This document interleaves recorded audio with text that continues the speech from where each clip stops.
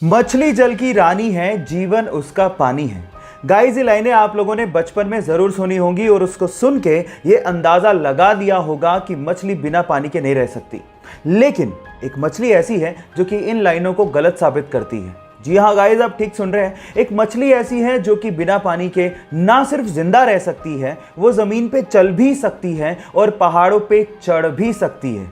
Oh my God, उस मछली का नाम है क्लाइंबिंग गौरामी, जिसको हम लोग क्लाइंबिंग पर्च के नाम से भी जानते हैं। गाइस, ये मछली जमीन पे चल सकती है, बिना पानी के जिंदा रह सकती है और उसके पीछे का रीजन है इसके गिल्स इस तरह से डेवलप्ड हुए हैं कि ये बाहर ह्यूमन के जैसे सांस ले सकती है, ऑक्सीजन को इनहेल कर सकती है ना ये अमेजिंग फैक्ट। ये फैक्ट जान के आपको कैसा लगा, चैट सेक्शन में लिखना मत भूलिएगा। गाइस, अक्सर आप लोगों ने ये देखा होगा कि किसी भी असेंबल्ड चीज के छोटे पार्ट से लेके बड़े पार्ट के ऊपर उस कंट्री का नाम लिखा होता है जहां पर वो चीज बनाई गई है, जैसे कि made in India, made in US, made in Korea, ये आपने सुना होगा। लेकिन अगर मैं आपसे सवाल पूछूं कि जो चीजें स्पेस में यूज की जाती हैं या स्पेस प्रोग्राम्स में यूज की जाती हैं, उस पर क्या लिखा होता है? क्या उस पर भी किसी कंट्री का नाम लिखा होता है? अगर आप लोग ये सोचते हैं कि उस पर भी made in US, made in India लिखा होता है तो आप लोग गलत हैं।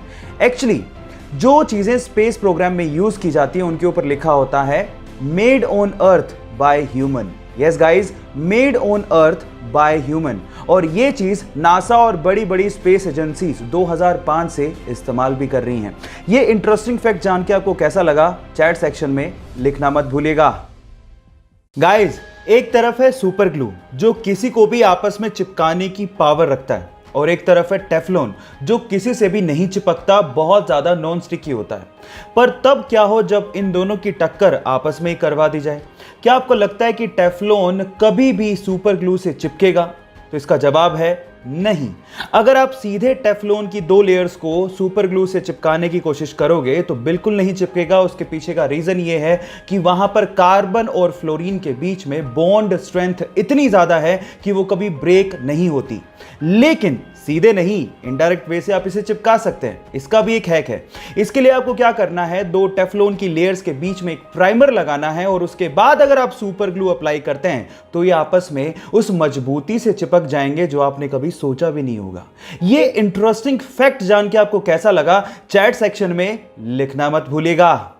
गाइस, अगर आज भी आप लोग ये सोचते हैं कि डायनासोर्स हमारी धरती पर पाए जाने वाला सबसे बड़ा जानवर या एनिमल था, तो आप लोग गलत सोचते हैं। हाँ ठीक है, डायनासोर्स का साइज बहुत ज़्यादा बड़ा होता था। इनफैक्ट कई डायनासोर्स इतने ज़्यादा बड़े थे कि उनकी एक आंख इंसान के हाइट से भी ज़्यादा होती थी, लेकिन वो सबसे बड़े एनिमल कतई नहीं थे। हमारी धरती पर एग्जिस्ट करने वाला सबसे बड़ा एनिमल आज भी एग्जिस्ट करता है, लेकिन वो ज़मीन पे नहीं है, वो है समंदर के अंदर और उसका नाम है ब्लू व्हेल। जी हाँ गाइज, आप ठीक सुन रहे हैं। हमारी धरती पर पाया जाने वाला सबसे बड़ा डायनासोर अर्जेंटिनोसोरस था, जिसका साइज ब्लू व्हेल के बराबर ही था, लेकिन उसका वेट एक्चुअली ब्लू व्हेल से आधा ही था। अब आप समझ गए होंगे कि क्यों द ग्रेट ब्लू व्हेल को सबसे बड़ा एनिमल माना जाता है। ये इंटरेस्टिंग फैक्ट आपको कैसे लगा, चैट सेक्शन में लिखना मत भूलिएगा। अभी इस वीडियो में जो आपको ये प्यारा सा डॉग दिख रहा है, इसी डॉग को सन 2015 में न्यूयॉर्क में dog of the year award दिया गया। उसका रीजन जान के आप लोगों को बहुत ज्यादा प्राउड फील होगा। हुआ कुछ यूं कि इस डॉग का मालिक एक्चुअली ब्लाइंड था और इसी वजह से उसका एक बस के साथ एक्सीडेंट हो गया।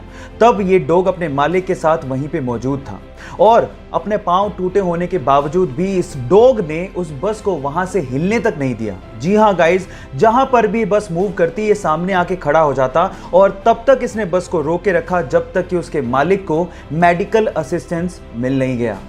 और इसी वजह से इसे dog of the year award भी दिया गया। ये प्यारी सी स्टोरी सुन के आपको कैसा लगा, चैट सेक्शन में लिखना मत भूलिएगा।